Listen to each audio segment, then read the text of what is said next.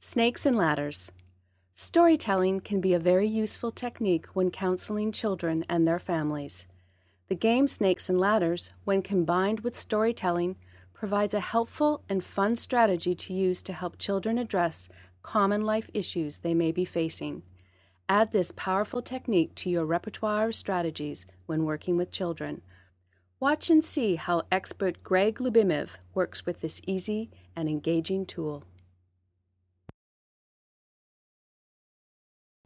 Hello, my name is Greg Lubimov, and I'm here to demonstrate the use of a very simple game in helping children with a number of objectives: language skills, social skills, emotional skills, counting, and just having a good time.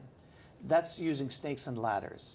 One of the things that I found is that storytelling is a great way of working with children. And a great game that incorporates storytelling and fun is Snakes and Ladders. You need to use the old Snakes and Ladders game, not the new three-dimensional ones, the one that has pictures on it.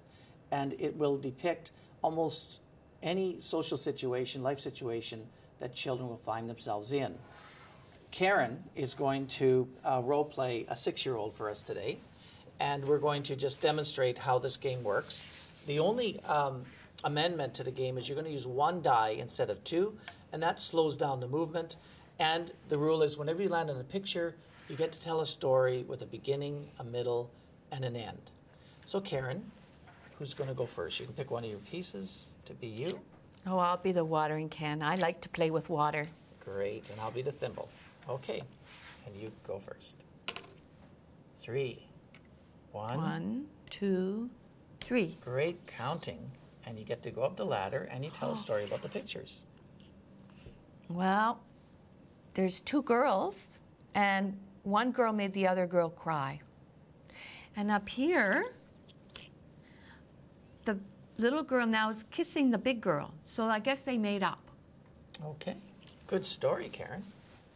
My turn. It's 6. 1, 2, 3, 4, 5, 6. And I'll just turn it so I can see the story. Once upon a time, there's a little boy who wanted to go outside to play. And his mom said, make sure you wear your running shoes because there's lots of nails. The workmen have been outside doing some carpentry. And the boy was in a hurry. He didn't want to put his shoes on and tie his laces. He just wanted to go out and play. So he ran outside and he stepped on a nail. Ouch, he said, that hurt so much. And he was crying and his foot was bleeding, and his mom ran outside and said, oh, my poor Randy. And she brought him in and put a Band-Aid on and laid him down in bed. And she talked to him and said, why did you go outside without your shoes? He says, oh, Mom, I was in a hurry. I said, will you do that next time? He says, no, I know that I have to keep my feet safe. And he always put his shoes on from that day on. That's the end of my story. I go outside without my shoes on.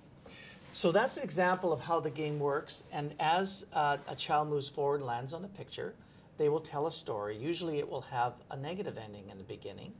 I will tell a story. It always needs to have a problem and a solution. And that is really the key in using this game, because a child is listening to your story as you tell it, and they will incorporate those solutions into their own thinking, into their stories later on, and into their life.